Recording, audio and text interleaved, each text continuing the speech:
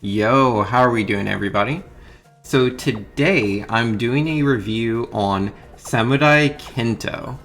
This game is super cool. Thankfully, the devs were able to give me a copy so I could check it out. This game is an indie game. It is pretty small scale, but it is an accessible Metroidvania. So, not very complex. There's just a couple of buttons. You can jump, you can slash your sword. There's more abilities you unlock later, like you'll be able to shoot a bow, cast some spells, and do some other abilities.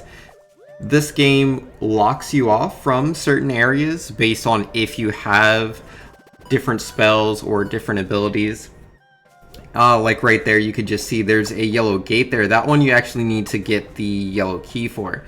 So these special items and abilities are hidden all throughout the game's world. There's a lot of little monsters that are going to be getting in your way. Obviously here in the Green Hill Zone, things start off pretty simple. Enemies are not going to be too crazy. This game does a very good job of dividing the areas by difficulty. Once you're getting to the harder areas, you will be definitely needing to use new abilities, new spells to be able to take out those enemies without getting destroyed. This Metroidvania is a bit of an RPG, as in you do level up. You gain experience for fighting monsters. You're also going to be getting money. With the experience, obviously, you will be increasing in HP and or MP. MP is being used for the spells, which you don't start with any, but you will be unlocking a few of those.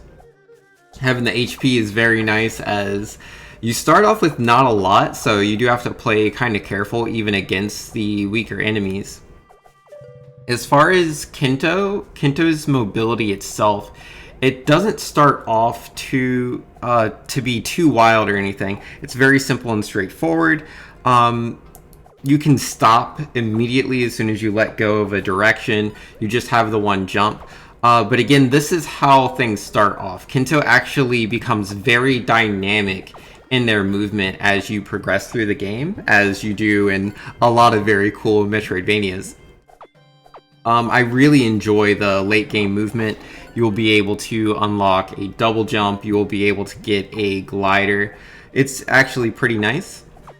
Though, again, with this game, the thing to take note of is that, like early RPGs, getting that money does take a bit. Like, you have to fight quite a few monsters to get the gold to be able to afford some of the items you need to unlock. Or there's also like HP upgrades or MP upgrades you can get as well outside of just the conventional level ups, which is pretty nice. Thankfully, it's not just the monsters. There's actually treasure chests hidden throughout the game's world. So as long as you're paying close attention as you're traveling around, you should be able to find some of those, and that'll get you most of the money you need for a lot of the abilities you're going to unlock. This game also does have boss fights. So with the boss fights in here, it kind of varies a lot, as there's quite a few of them.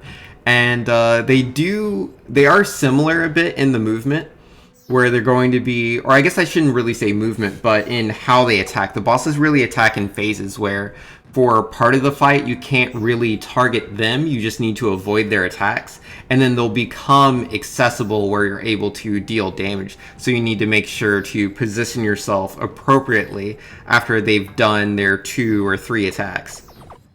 You do get different ways of attacking, which can be very useful. Like, there is a freeze spell you can use, so you can take advantage of some of these weaknesses that the bosses have once you've unlocked those abilities. But for the most part, this isn't really a boss fighting game. A lot of the gameplay is more focused on the traveling experience, as you're able to reveal the map as you continuously go into new areas, and the map will let you know if there's other areas directly connecting to where you are. There is a map you can buy, as well as I think a compass of some sort that tells you if there's hidden items in that area, which can really help you to focus your exploration. I think these items do a great job in making this game incredibly accessible, so you always know where to go. At least personally, I find this a lot easier than some Metroid games that I've played, which is just really nice. But yeah, either way, that's going to be my review. Hopefully you guys enjoyed it. If you have any questions, let me know in the comments down below, and I will catch you guys in the next one. Peace.